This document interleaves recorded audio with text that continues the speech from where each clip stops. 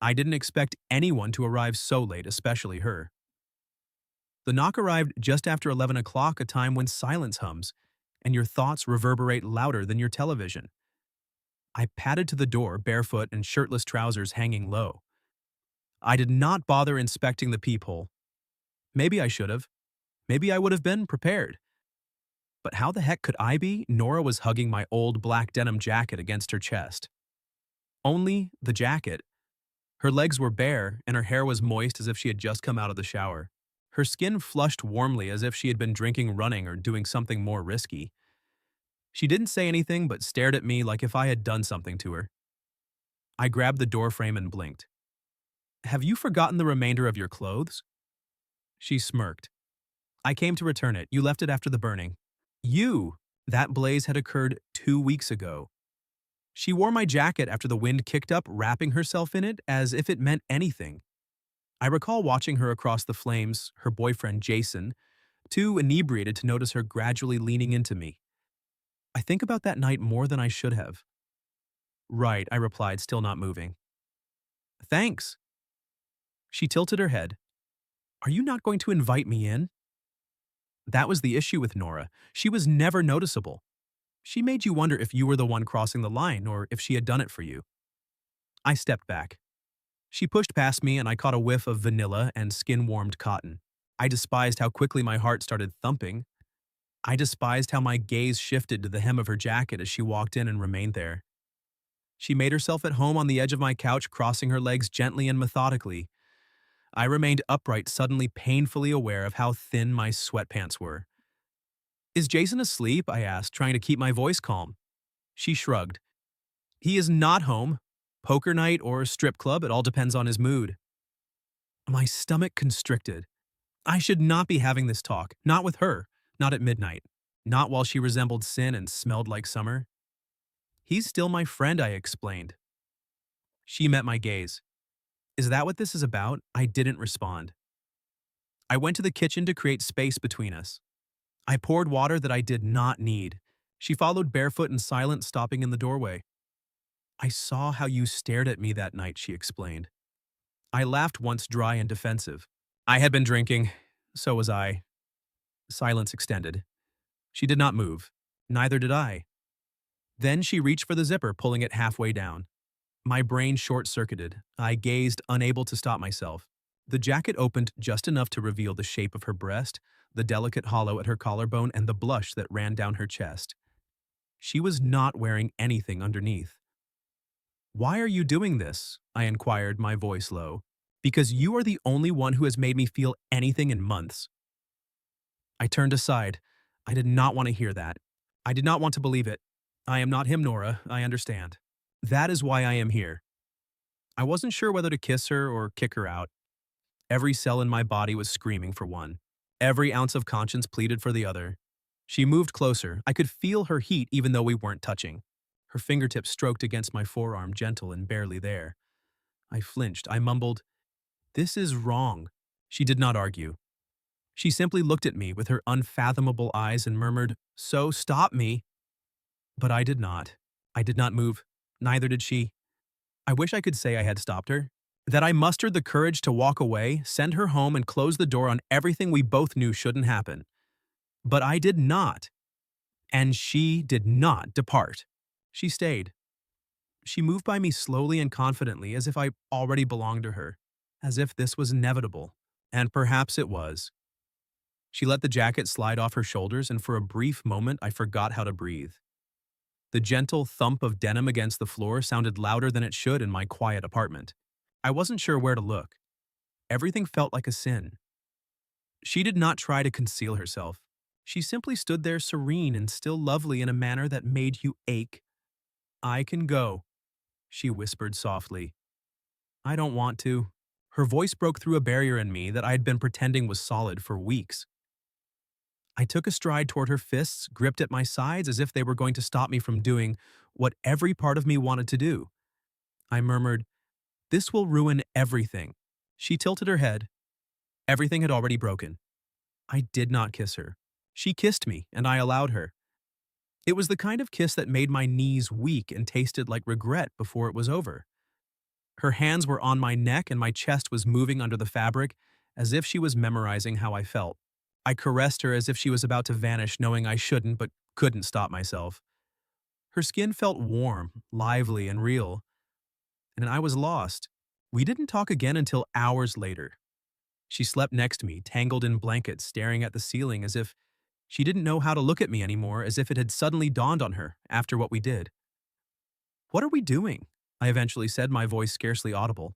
She did not respond, and the stillness stung more than I expected. The following day was worse. She left before sunrise, leaving her jacket folded on the bar. There's no note or text, only emptiness. Jason called me that afternoon casually as hell. "Nora claims she left your jacket here. Do you want me to drop it off?" I gazed at the folded denim that was still resting on my kitchen counter. My stomach twisted. "No," I replied. "I've got it." He chuckled. "Dude, she's been losing it recently. Have you ever seen someone fall out of love this quickly?" My throat closed. "I have to go." I mumbled and hung up before he could ask anything else. The remorse came in waves. Sometimes I could push it down and pretend it was only a moment, a mistake that we both made because we were broken in the same areas. But then I would see her. In the grocery shop. We were at a cookout hosted by a mutual friend. On Sundays, we'd all gather on the sidewalk beside the cafe. And she would not look at me. Not even once. That was terrible than anything. We had shared something intimate. Something rough. And now she strolled by as if I were a stranger. As if nothing had happened. Or worse, like if she regretted every moment of it. I began whirling, questioning everything. Was I just a rebel? A middle finger to Jason? She would tell herself a story to make her feel something for the night. I could not sleep. I kept thinking about how she appeared that night. Vulnerable, maybe, but deliberate. She knew what she was doing right. Or perhaps I simply wanted to think that. The final straw came 2 weeks later. Jason invited me over, explaining that Nora would be out of town visiting her sister. Poker night, again, only the males. He sounded normal. Too normal, so I went. She was there from the moment I came in. Sitting on the couch, hairs tied back, hoodies zipped over her neck as if nothing had ever happened. She scarcely looked at me. Jason handed me a beer, grinning like an idiot, and I had to resist the impulse to walk right back out. I stayed. Stupid. We played cards. I was joking around, but I couldn't stop looking at her. And she never looked at me. Not until Jason stepped into the kitchen. Then her eyes greeted mine. Brief, sharp, and full of something I couldn't identify. She got up, muttered something about needing air, and snuck out onto the balcony. I waited 15 seconds before continuing. My heart was already beating. When I came out, she did not turn. "Did you plan this?" I asked.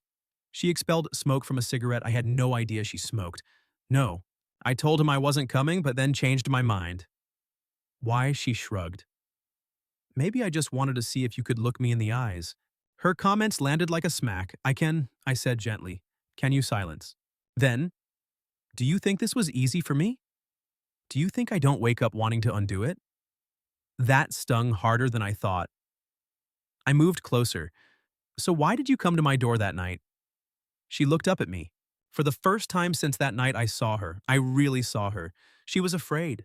Not of me, of herself, of how she felt. Because she whispered.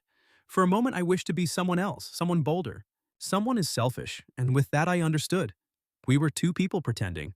We pretended we were strong, assuming we could handle the aftermath, assuming it won't destroy everything. But it already had. I did not see her again for 3 weeks. Not at Jason's. Not around town.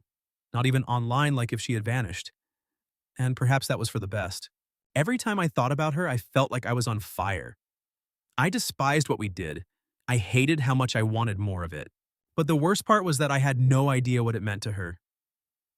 Then one night she called. There's no text.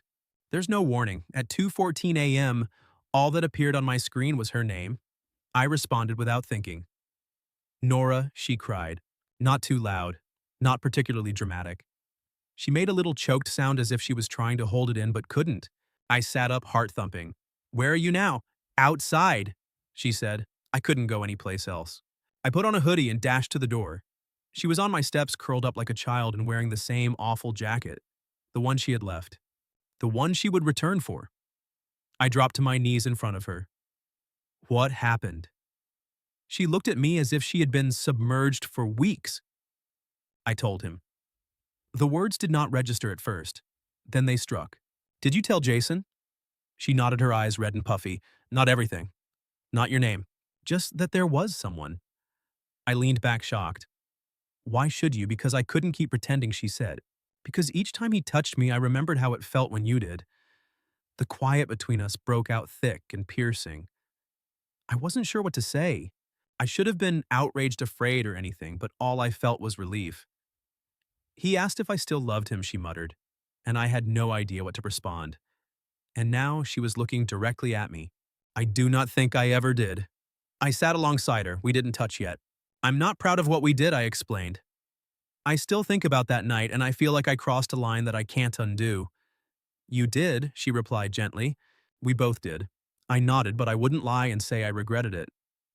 She turned to face me. You would not take it back.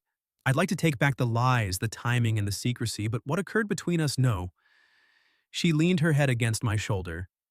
I'm not sure what happens next, she said. I am not good at this. Neither am I. We sat like this till the sky turned gray, and for the first time I felt as if we weren't hiding anymore. Of course, real life did not wait. Jason found out a week later. Do not ask me how. Perhaps he noticed something in her eyes, or maybe someone spoke. Small towns are like that. He showed up at my apartment. No warning, only wrath.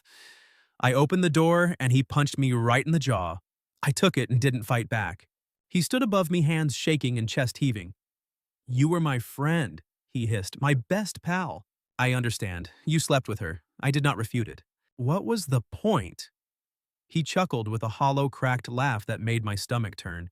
He murmured, She always has that look in her eye when you're around. I simply didn't want to believe it. He turned and went away. And just like that, 15 years of friendship were over. Nora did not ask him to stay. She didn't chase him. She moved out a week later to her sister's spare bedroom.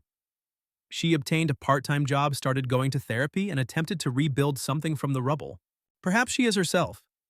We hadn't seen each other for a time. It was the proper choice. We needed time and space to experience the repercussions. Despite the distance, I couldn't stop thinking about her. And gradually she returned. Not in the middle of the night, partly dressed or with tears in her eyes. She arrived in broad daylight, clear-eyed and calm. She knocked on my door like a regular person. And when I opened it, she smiled. Tired, but real. Hello, she said. Hey, we simply looked at each other. She wasn't wearing her jacket. I didn't need her to. I'm not here for anything dramatic, she stated. I just wanted you to know that I am not sorry. Not anymore. I stood aside. You want to come in? She pondered for a second before nodding. And this time, we didn't kiss out of desperation. It was not wrong. It was just two broken people attempting to be complete. Together.